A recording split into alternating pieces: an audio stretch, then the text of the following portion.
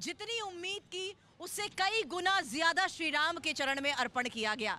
क्या इसे आजाद हिंदुस्तान के जनधन संग्रह का अभियान कहना सही नहीं है? हम लोगों का अनुमानित तो इतना ही था कि लगभग 1100 करोड़ रुपए हम लोग इकट्ठे कर पाएंगे, लेकिन उसकी रचना जो आरंभ से की गई उसमें बड़ा योगदान विश्व हिंदू परिषद के नेटवर्किंग का रहा। उन्होंने जो धनराशि प्राप्त की वह 3300 करोड़ की थी, 3200 करोड़ की थी, उसके ऊपर कुछ था, लेकिन 3300 के अंदर। हमें इतना अपेक्षित था नहीं। कोई ऐसी बात जो आपके दिल को छू गई और आपको लगा कि ये प्रयास वाकई प्रभु श्री राम की चरण तक जा रहा है?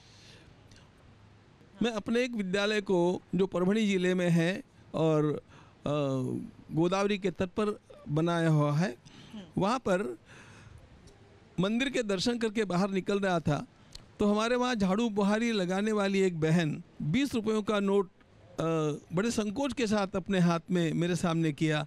कहा, महाराज मैंने सुना है कि आप राम जी के मंदिर में अब सेवा करने वाले हैं, तो क्या मेरी भी सेवा वहाँ तक पहुँच जाएगी? उसके भीतर की भावना वो मेरे हृदय को छू गई। मुस्लिम समुदाय की मैं यहाँ खास तौर पर बात करना चाहूंगी। आप उनके बीच भी गए, कैसा उनका रिएक्शन था, क्या देखने को मिला, वो अनुभव कैसा रहा आपका? बेलापुर में वे सारे मुसलमान भाई मुझे मस्जिद में ले गए और मस्जिद में उन्होंने जय श्री राम के नारों के घोष के बीच में मुझे 51,000 रुपयों की राशि दी। सवाल है मंदिर किस संप्रदाय से संबंध रखता है उसको लेकर, और आप इस बात से वाकिफ होंगे कि इसको लेकर किस तरीके से विवाद हुआ। हमारे सारे संप्रदाय वैदिक हैं और इसलिए वेद प्रणीत उपासना पद्धति का ही प्रयोग होता है। मुक्तेश्वरानंद जी की तरफ से तो ये भी कह दिया गया कि सब कुछ आधा अधूरा है, इसलिए वो प्राण प्रतिष्ठा समारोह में भी शामिल नहीं होना चाहते। मैं उनको खुली चुनौती देता हूं कि हमारे पास मंदिर पूर्ण न होने से पहले भी प्रतिष्ठा कैसे की जाती है इसके शास्त्रीय प्रमाण सब उपलब्ध है। शास्त्रों को उन्होंने पढ़ा है या हमारे पंडितों ने पढ़ा है, वो एक बार हो जाए देख लिया जाए।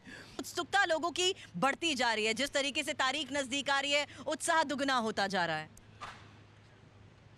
अब इन दिनों में जब 17 तारीख को भगवान रामलला अपने मंदिर में पधराए जाएंगे, उसके पश्चात उस प्रतिमा के संस्कारों का आरंभ होगा और उधर भगवान रामलला का धान्याधिवास, जलाधिवास, पुष्पाधिवास, फलाधिवास, शय्याधिवास आदि अधिवासन होकर के अनेक प्रकार के न्यास होकर के उस प्रतिमा को प्रतिष्ठा के लिए योग्य बनाया जाएगा और 22 को उसकी प्रतिष्ठा होगी।